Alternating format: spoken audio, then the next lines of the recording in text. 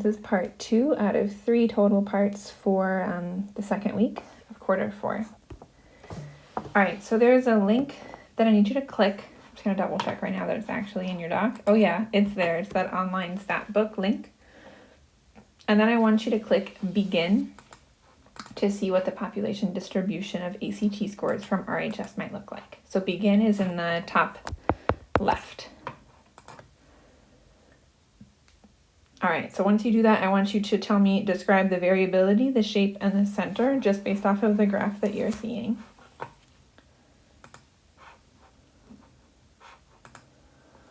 So hopefully what you're seeing there is that the shape is approximately normal.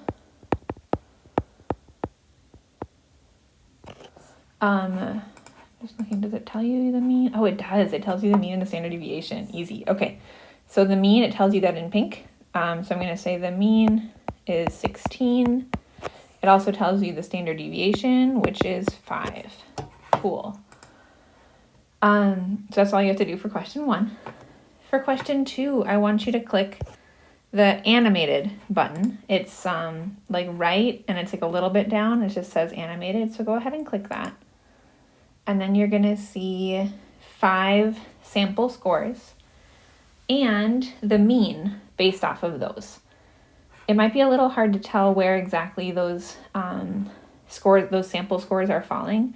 I want you to try to estimate. So maybe mine has like 5 little boxes here. I'm just going to try to estimate where those values are. So you can see you have a scale from 0 up to 32, so just estimate them and then estimate the mean. You can either calculate the mean or the blue box, like in the third graph, that tells you your mean too. So everyone's going to have different answers there, so I'm not going to put anything down, but those boxes should be filled out with your estimated scores and your estimated mean.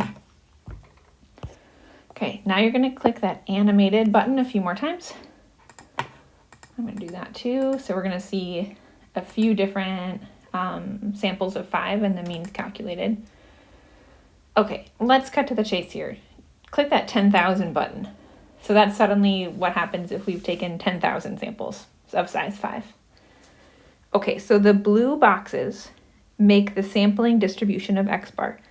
How do we know that the sampling distribution of X bar is approximately normal? Look back at the notes from last class.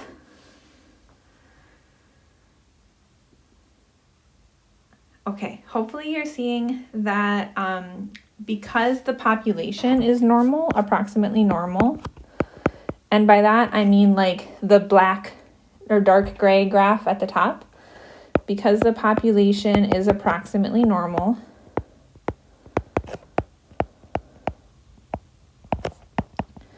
the sampling distribution of X bar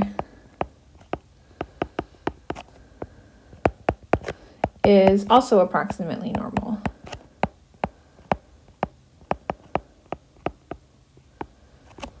All right, so now we're going to look at the distribution of ACT scores for Washburn. I want you on that website to click clear the lower 3, and that button is in the top right. And then change the distribution. So you'll see a drop down right under that currently says normal. I want you to change that so it says skewed. And then take a moment, describe what's the shape of this distribution and what does that tell us about ACT scores at Washburn. Hopefully what you're seeing, and pause if you need more time. I'm not trying to rush you. I don't want to sit here and wait in silence. You can just pause and hit play when you're ready. The shape is that we are looking at a skew to the right. And what this would tell us about ACT scores at Washburn is that most students do poorly and a few do well.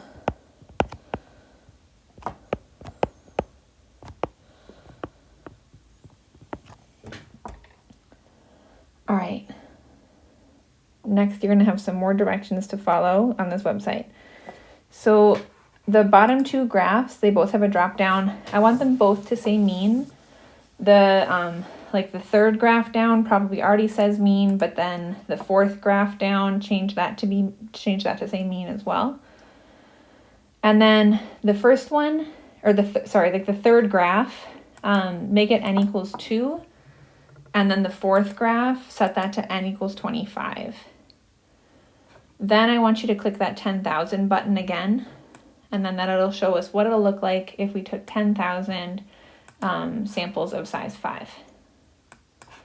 Okay, so I want you to take a moment to describe the shapes of both of these. So describe the shape of the sampling distribution of x bar when n is 2, and then also same thing when n equals 25. Basically describe your third graph and your fourth. And hit play when you're ready to go over those.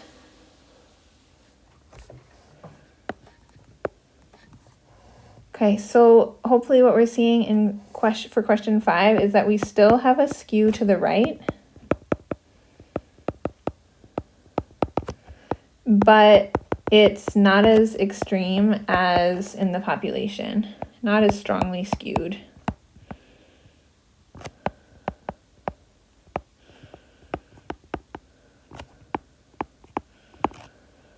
And then for question 6, we're actually looking at a graph that looks approximately normal. It doesn't really look skewed at all.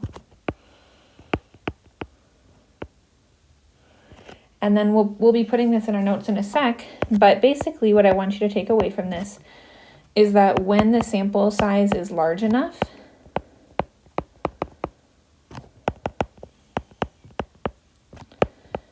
sampling distributions will look approximately normal.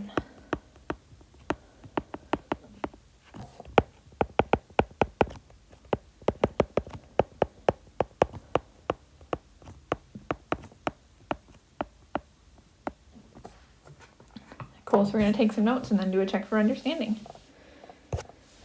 Okay, so the idea that I was just talking about how if your sample size is large, your sampling distributions will look approximately normal is something called the central limit theorem. And to put that in words, the sampling distribution of x bar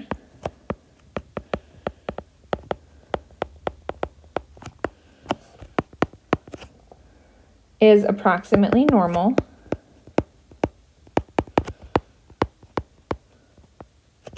when the sample size is large. And there's a cutoff for what counts as large, which is going to be if it's greater than or equal to 30. And you might notice in the graph that we just did, it was 25 and it still looked approximately normal. 25 is pretty close to 30, so we could, if that was a problem, you could say something like, the sample size is 25, which is close to 30, meaning that it's most likely going to look approximately normal. But if your sample size is legit greater than or equal to 30, you can go ahead and say it looks approximately normal. All right. I think I'm going to skip the other part, because like I keep saying, I'm just going to encourage you to use normal CDF for normal calculations. It'll make your life a little easier. Okay, go ahead and please try the check for understanding. Take 5 minutes, work through it. If you get stuck or make mistakes, it's fine. But I don't want you just to sit and watch me do it, because that's boring, and also you're not going to learn anything. So, well, you might learn something. You're going to learn a lot more if you try it first. When you're ready, and only when you're ready, hit play. Okay, so here we have our problem. Among iPhone users who share their data with Apple, the weekly screen time is skewed to the right with a mean of 13.5 hours and a standard deviation of 3.75 hours. A random sample of 100 iPhone users are selected, and the mean weekly screen time of the sample is calculated. So first of all, we're going to describe the shape. So we have samples of 100. Using the central limit theorem,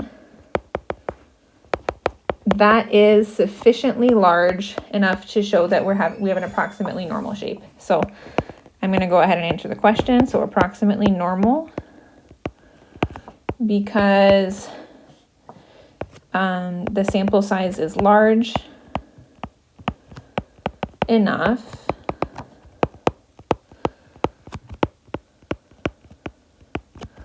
I'm going to go ahead and say that it is greater than or equal to 30 to use the central limit theorem.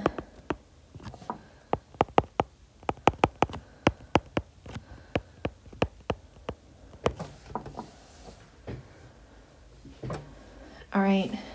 Next up is asking us to find the mean and standard deviation of the sampling distribution, making sure to check the 10% condition.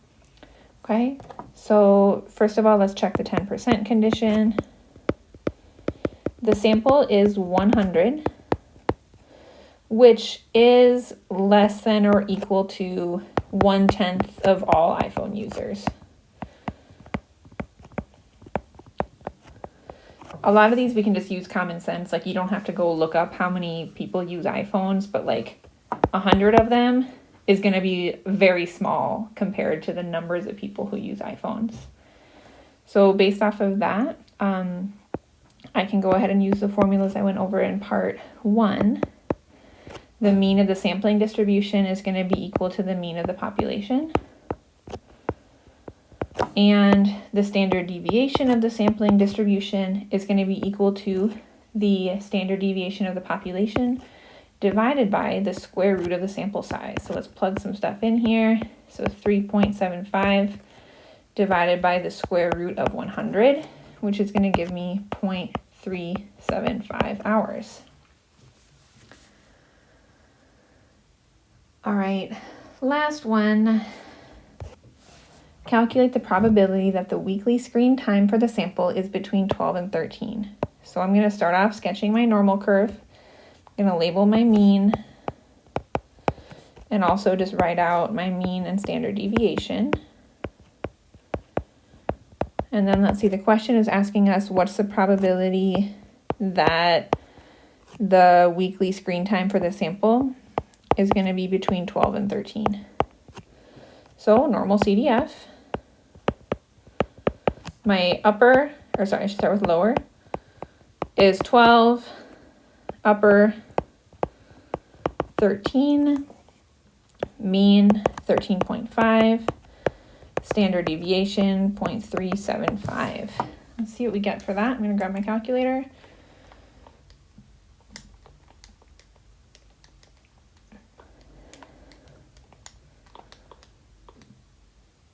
All right, and then what I'm getting here is 0.091, and that would be the probability that the weekly screen time is in between 12 and 13 hours, and that's 9%, 9.1% if you prefer percents. All right, that was it for part 2. Hopefully that one wasn't too bad, and then we can start part 3 when you're ready.